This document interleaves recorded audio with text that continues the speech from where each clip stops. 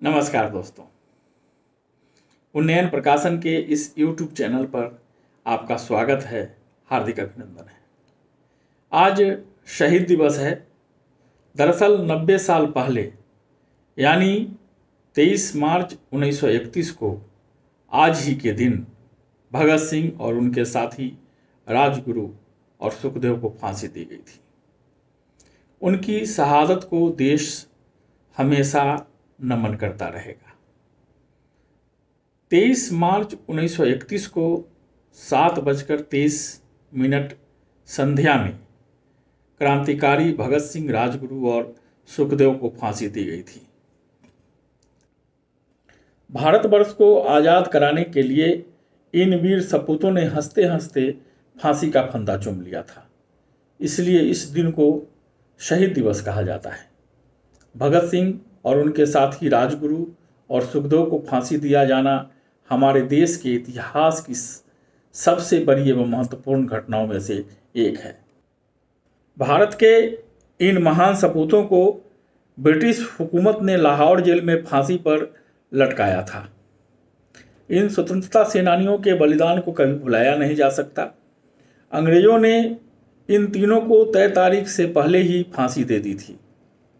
तीनों को 24 मार्च को फांसी दी जानी थी, मगर देश में जनाक्रोश को देखते हुए गुपचुप तरीके से एक दिन पहले ही फांसी पर लटका दिया गया।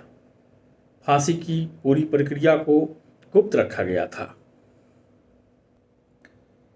27 सितंबर 1907 को अविभाजित पंजाब के लायलपुर, जो अब पाकिस्तान में है, में जन्मे भगत सिंह बहुत छोटी उम्र से ही आज़ादी की लड़ाई में शामिल हो गए और उनकी लोकप्रियता से भयभीत ब्रिटिश हुक्मरान ने 23 मार्च 1931 को 23 वर्ष के भगत सिंह को फांसी पर लटका दिया।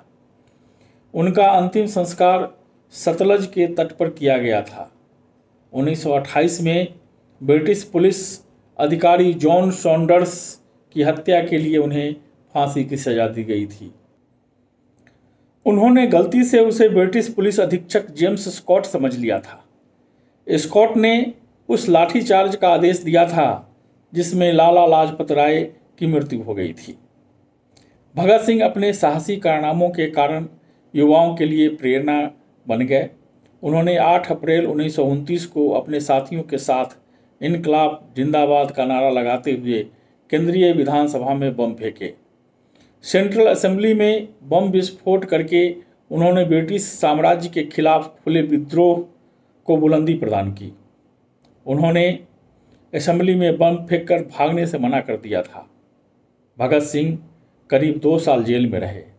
इस दौरान वे लेख लिखकर अपने क्रांतिकारी विचारों को व्यक्त करते रहते थे।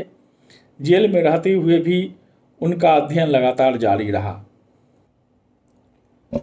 फांसी पर जाने से पहले वे लेनिन की जीवनी पढ़ रहे थे और जब उनसे उनकी आखिरी इच्छा पूछी गई तो उन्होंने कहा कि वे लेनिन की जीवनी पढ़ रहे थे और उन्हें वह पूरी करने का समय दिया जाए। तो चलिए दोस्तों, इस वीर महान भारत के सपूत को हम नमन करते हैं यह पंक्तियों के साथ कि शहीदों के चिताओं पर लगेंगे हर बरस मेले, वतन पे मरने वालों का यही बाकी निशा होगा। जय हिंद।